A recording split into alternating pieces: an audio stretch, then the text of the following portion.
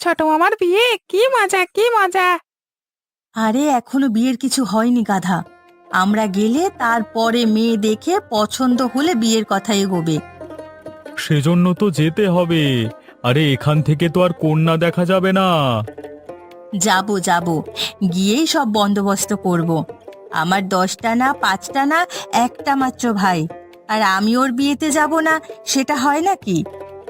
কি মজা কি মজা, আবার মামা বাড়ি যাব। ইয়ে, আমরা আবার দাদুর বাড়ি যাব। তা কখন যাবে গিন্নি? আরে বিচ্ছুগুলোকে যে বললে, এখন না গেলে তো উপায় থাকবে না। কখন আবার? কাল যাব। কালকে? সে তো অনেক দেরি।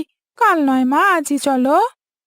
আজকে গেলে বেশি ভালো হবে মা, আজকের দিনটা একটু ভালো আছে, কাল থেকে যদি বৃষ্টি শুরু হয়। হ্যাঁ গিন্নি, মেয়ে ঠিক কথাই বলেছে। আরে আমাদের তো আবার কোপাই নদী পার হয়ে যেতে হবে, শুনেছি এখন নদীর অবস্থা ভালো। এই তো ডাকের গাড়ি রাতই এসেছে, এখন গেলে ভালোই ভালো নদী পার হতে পারবো। তাহলে আর কি, সবাই তৈরি হয়ে নাও।